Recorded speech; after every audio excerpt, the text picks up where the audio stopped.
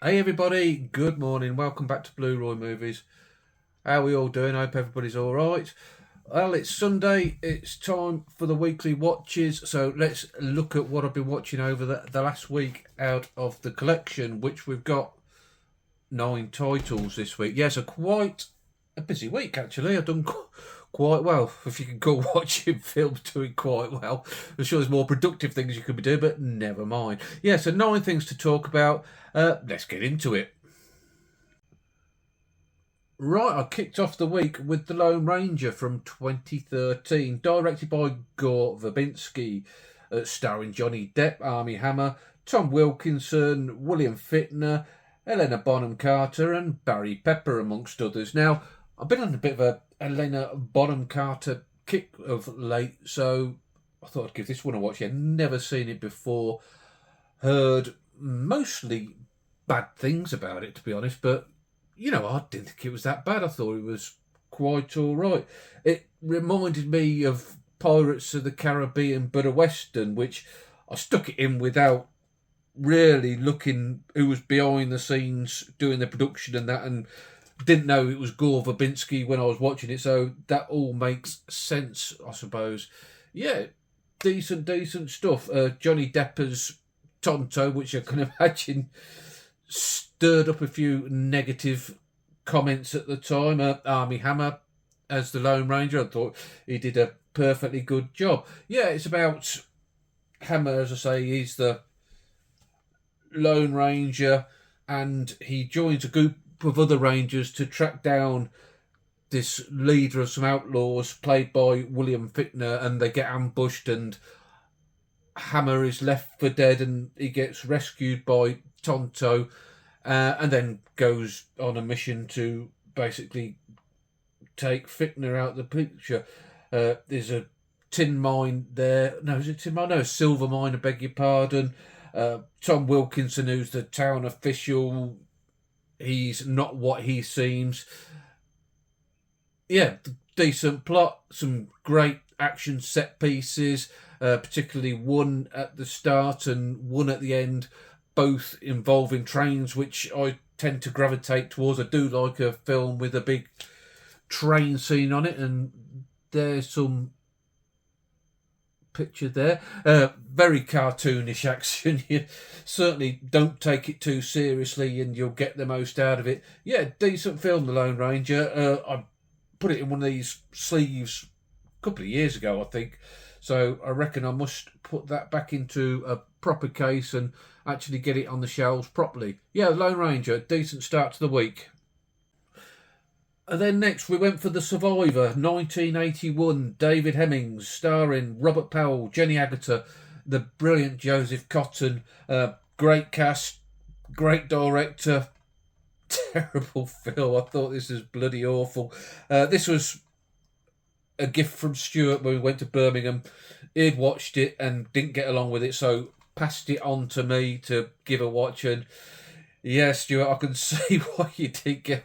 It was so boring, especially considering the plot about this airline pilot who his plane crashed and he's the sole survivor, and you're not sure whether it was an accident, pilot error, or something more sinister. Then it takes a bit of a supernatural twist where the ghosts of the passengers are on board are trying to work with Robert Powell to basically point him in the right direction of what had happened to the plane. A couple of people get killed off by the ghosts as well, so a couple of unsavoury characters, including one press photographer who was taking very unsavoury pictures of the bodies and stuff like that. And yeah, it was just boring. It sounds good when it talk about the plot to airplane crash come supernatural ghost stuff, but no, I only watched it a few days ago and I'm struggling to remember the nuts and bolts of it all. Definitely not one for me, and one I should pass on see if they get a bit more out of it to me. Yeah, I've got somebody in mind I'll send it to. Yeah, The Survivor. Anybody seen it? Let me know down below, because one of the worst films I've seen for quite a while. Next up, from 1987, The Running Man. Directed by Paul Michael Glazier, who's Starsky or Hutch, who's one of the two. I never know which one's which of them two. Starring, obviously, Arnold Schwarzenegger, Richard Dawson, Maria Conchita Alonso, Yaphet Kotto, just like Yaphet Kotto, Jim Brown, Jesse Ventura. I'd only seen this once years and years ago, and there's a sequel out to it. No, not a sequel, I suppose, a remake, which probably pretty pointless. I've heard very mixed things about it. So I just thought I'd give this a watch, and then maybe watch the sequel sometimes, the remake even. And yeah, good action film. Really, really enjoyed it. Set in the near future to when this was filmed, but in the past now, if you know what I mean. And Arnold Schwarzenegger, he works for the police in this dystopian future, and he's flying this helicopter with a helicopter gunship with the rest of his crew, and there's a riot going on, and all the rioters are unarmed, but he's ordered to fire on these unarmed civilians. He refuses to do it,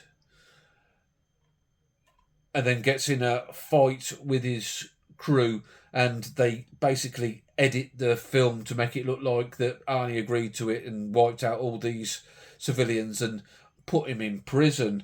Now, this TV is state run, and the biggest thing on the TV is this game show type thing called The Running Man, where criminals and stuff like that are given the chance to, not escape from prison, but be excused from prison if they take a part in this game show where they're given a head start, and then these sort of like boss level video game characters are then after them to try and kill them.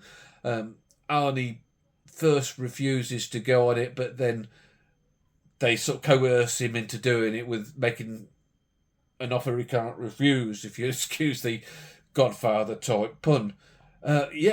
Decent action film.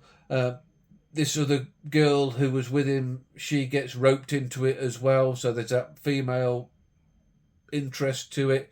Yeah, very, very good. Really enjoyed it. Very of its times, very 1980s, un-PC, which is up my street and probably up most people's street, really.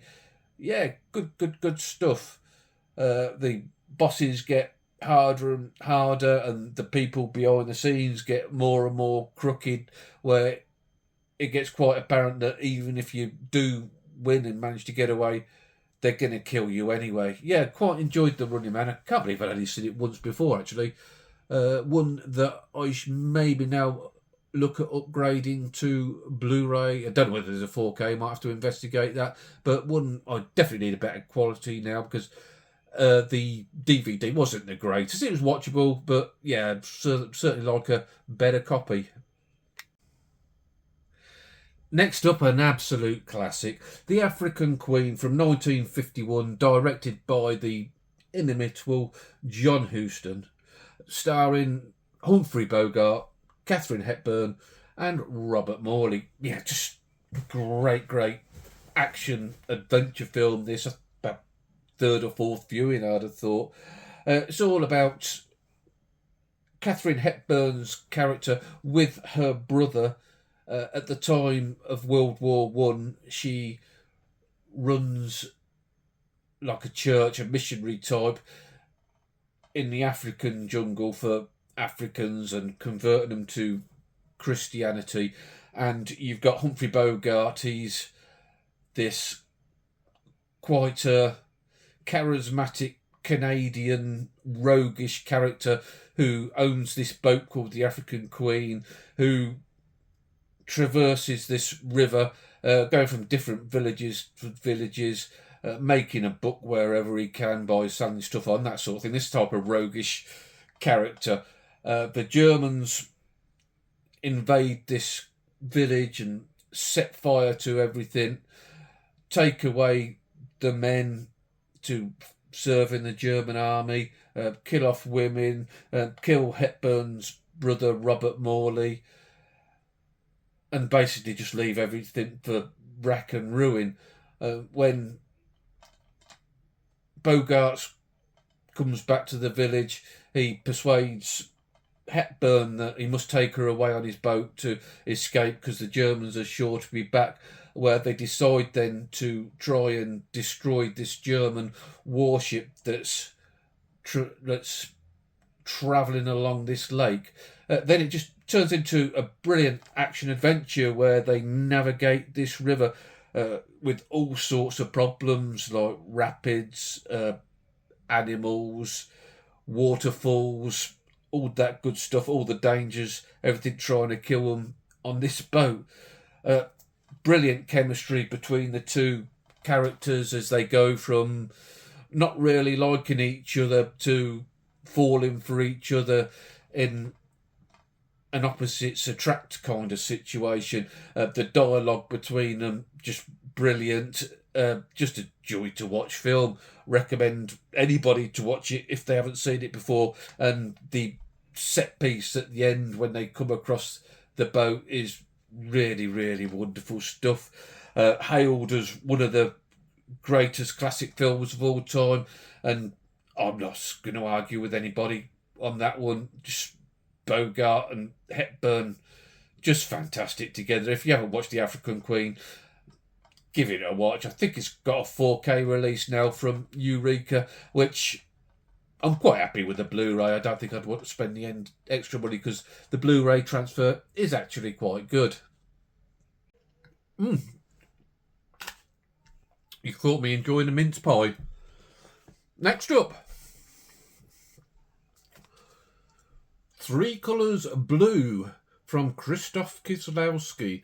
Now, this is the first of a trilogy of films, Blue, White and Red, from Kieslowski. I've seen a couple of his things.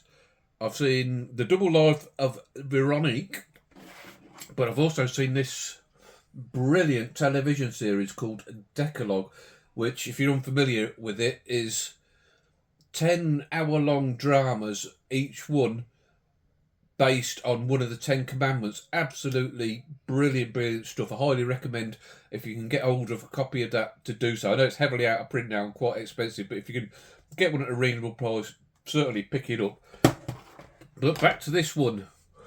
Stars Juliette Binoche, Benoit Rijon and Florence Purnell even. Sammy G at Sammy G's World of Cinema. He always heralds how good this is, and every time he makes a video talks about it, which is quite often. He likes it that much, so he likes to squeeze it into a video. He always says on the video, without fail, that I should watch it, and he thinks it'll be right up my street. So, at the risk of Sammy G coming round and duffing me up, I thought I'd better give it a watch. And you know what, Sammy? You're quite right, I did enjoy it. It was a good film. It's all about Juliette Binoche's character. She's had this tragedy in her life, a big tragedy, where she was involved in a car crash that she survived, but her young daughter and husband was killed. Now, her husband, he's this famous musical composer, and after the accident, unfortunately became a famous musical decomposer. That's a terrible joke, I apologise. So, Binoche's character, she's beautiful in this. Absolutely lovely looking. She has a one-night stand with his best friend, her husband's best friend, come work colleague, because she's known that he's always had the hots for her. And then she does a disappearing act where basically she instructs solicitors to sell the house, and she goes and lives in the city and starts this new life, but unfortunately she can't seem to leave her old life behind, where this guy who she's had the one night stand with tracks her down again, and then she found out that her deceased husband was having an affairs, and there's this woman around that is now carrying his unborn baby. So yeah, it's very dreary. It's one of those films. It's not an uplifting film in any shape or form, but it's very good. It's very well made and very interesting and puts you through the gamut of all emotions. And it's beautifully shot, wonderful cinematography, and the hues of blue in it, hence the title, are just brilliant. There's a lot of swimming pool scenes where the blue hue from the swimming pool, and there's this like pendant nightshade, lampshade, these blue pendants on that features very heavily in it. Yeah, thanks Sam for finally shaming me into watching this. I did really enjoy it. I think Sam said red's his favourite, so I should get onto that third. He did say that you could watch these films in any order because I don't think the stories are interlinking whatsoever, but I'll probably go in release blue, white, or red, which surprised me actually because you always you always say red, white, and blue, don't you, when you come to the colours? So yeah, it did surprise me it was that way round. Yeah, quite enjoyed that, Sam. Thanks very much, and I shall get on to the others. Up next, The Deadly Bees from 1966, directed by Freddie Francis, starring Susanna Lee, Frank Finlay, and Guy Dolman. I went into this expecting it to be rubbish and thinking I was going to hate it. I know that's a bad mindset to go into a film, but I absolutely really enjoyed this. I thought it was really good. Don't get me wrong, it's not a good film. It's a pretty bad film.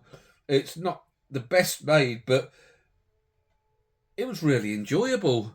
It's all about Susanna Lee's character. That's her on the back there. Her there. She's this pop princess in the 60s. She's the latest big thing, and she's got a bit of a punishing work schedule, and basically she's exhausted and has a bit of a breakdown, and the doctor who treats her says she must get away, take some rest, fully recuperate before she thinks about carrying on with her musical career.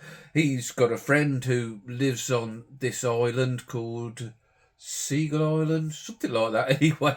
So she sends her off to recuperate on this island, which she lives on a farm with this guy here is the farmer, played by Guy Diamond.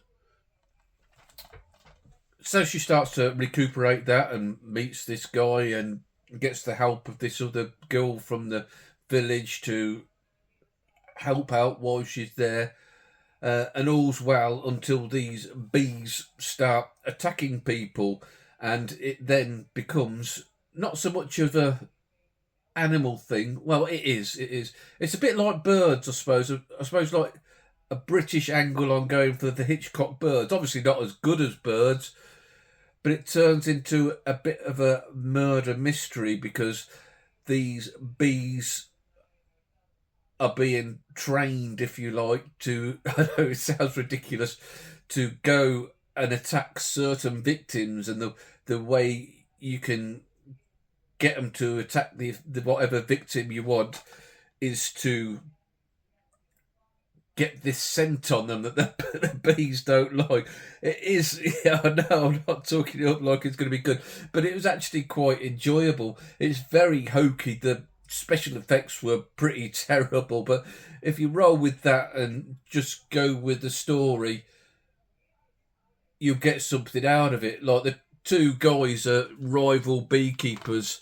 The guy who owns the farm which she's staying on, and this guy here who is a bit of an eccentric character, and you know one of them is behind it all, but you're never quite sure which one it is, and it did surprise me as to which way it went at one time. Yeah, good stuff. I got it really cheap recently on one of the sales, and one that I'll definitely keep in the collection.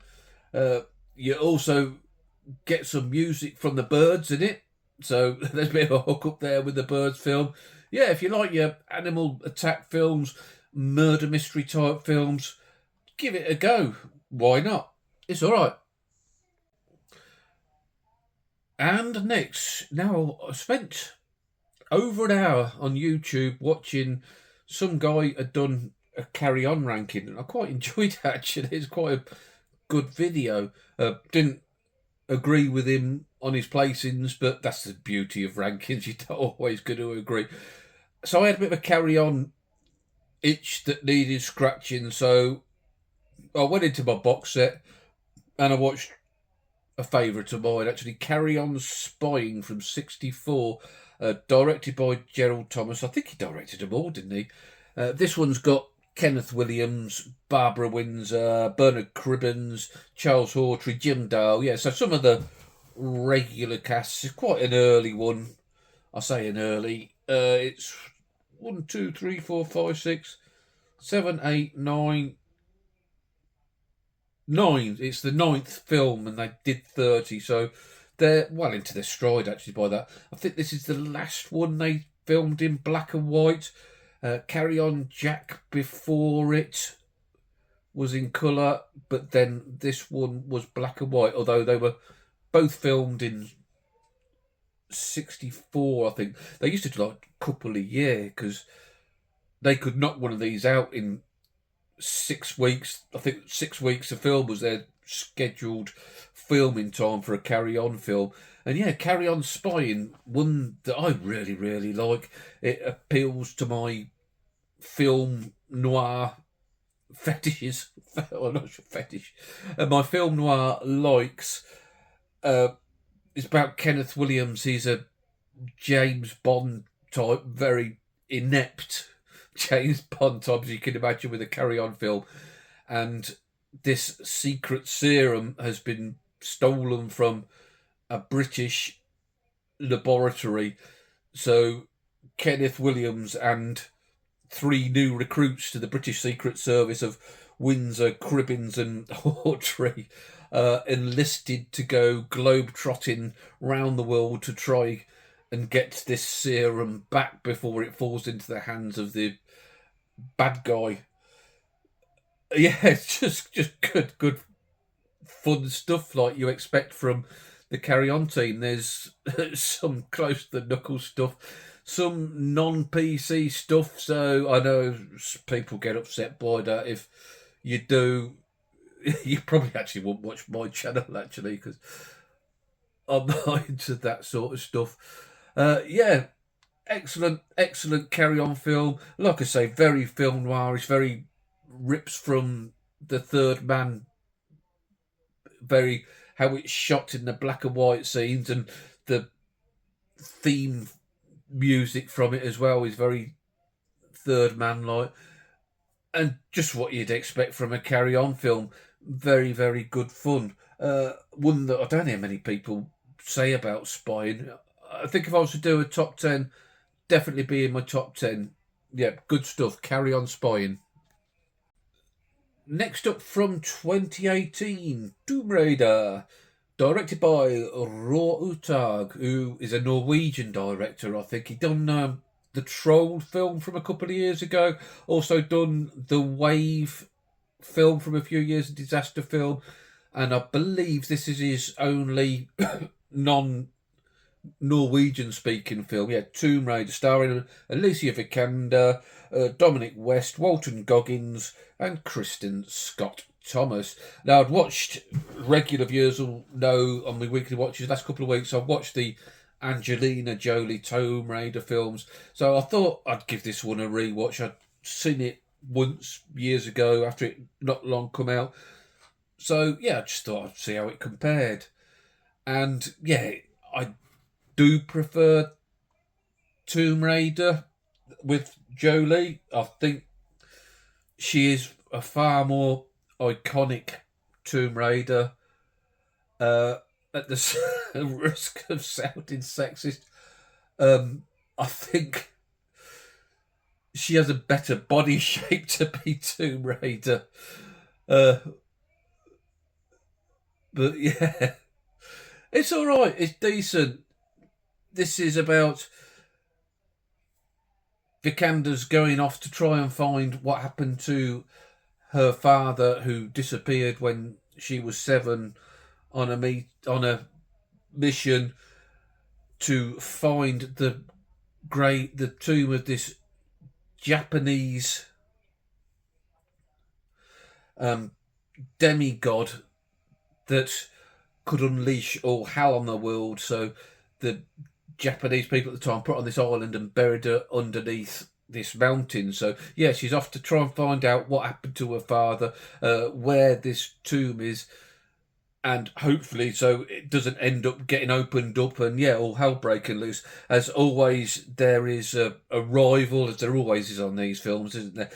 A rival archaeologist, and that's played by Walton Goggins. It's good in this, though. I do like Walter Goggins. He's got that type of face, the bad guy.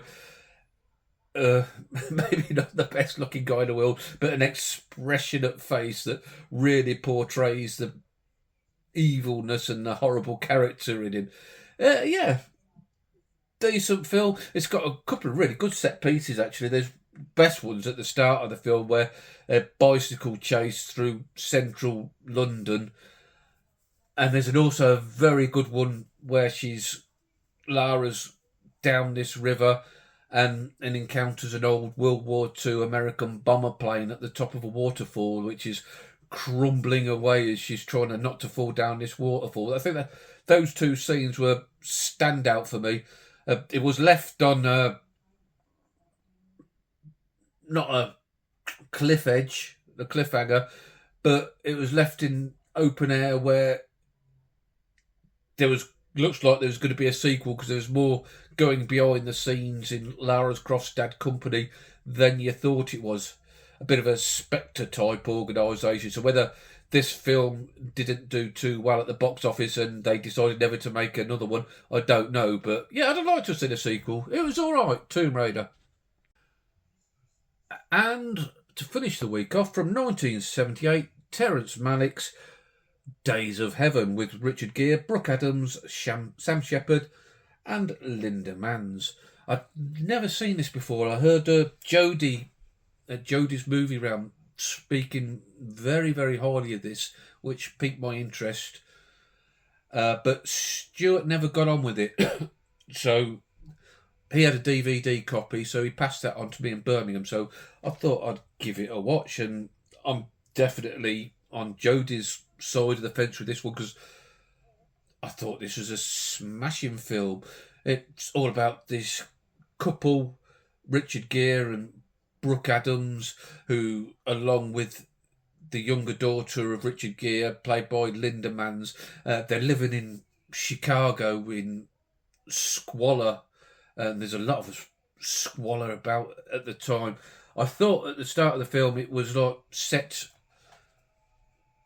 around the Wall Street crash time, because everybody was living on the streets and struggling to eat, but it was in fact set in 1916, so quite a good few years before that. So people, even before the Wall Street crash and the great economic problems, were still obviously struggling in America. Gears worked in a foundry, and very hot-headed character who gets into a fight and loses his job, so they head off into the country, the three of them, and they find work, back-breaking work on this farm, gathering up hay for the harvest, which these days is very mechanicalised, but back in 1916 was back-breaking work, for which they got to live on the farm outdoors and get paid very little, but at least they could sort of eat. Although the two were a couple, Gere passed Brooke's character off as his sister, which I don't know why, because I don't know why he did that in the first place, because everybody sort of realised, like the guys he worked with, he'd get into fights because he'd say it's their sister keeping you warm at night. The guy who owns the farm, played by Shepard, Brooke Adams catches his eye, and Gere realises that he's attracted to her, and he coerces Brooke Adams into marrying him because supposedly he's only got a year to live. He's overheard the doctor saying he's only got a year to live, and if she marries him, his money would go to her, and then they could live in comfort and not struggle for once. Yeah, so it's very ethically up and down, a sort of fatal attraction type situation. Yeah, just loved the film, loved the drama of it. Just really sat well with me. I really enjoyed it. It's shot absolutely beautiful, as you can imagine a Terrence Malick's film is. I mean, I didn't get on with the Tree of Life at all, but it looked absolutely outstanding, and this is no different. In fact, I think it's the beyond Barry Lyndon. It's probably the second best looking film I've seen all year. Yeah, we'll go now into one of my favourite films, and one that I shall watch again. Shame we don't have a Blu-ray. I think there's a foreign import that's quite expensive because the DVD's not the best, to be honest. Some of the sound mixing, the dialogue mixing was very up and down. At one point, I could hardly hear the dialogue on it and had to put the subtitles, which is quite distracting. But thankfully, it's not a very dialogue heavy film, so managed to get through it. Yeah, Days of Heaven. Thank you, Jodie, for recommending that one to me, because absolutely lovely film. Really liked it. So that was it for the week, guys. What did you think? Do you agree? Do you disagree? Let me know down below. Keep the comments going. I've been having absolute ball with the comments. Well, forever really. Ever since I'm doing the channel, always the best part of it. Gives a thumbs up if you've liked what I've done. Helps the channel apparently. Subscribe if you want to hear what I watch every week. And yeah, have a good weekend, and I'll catch you later.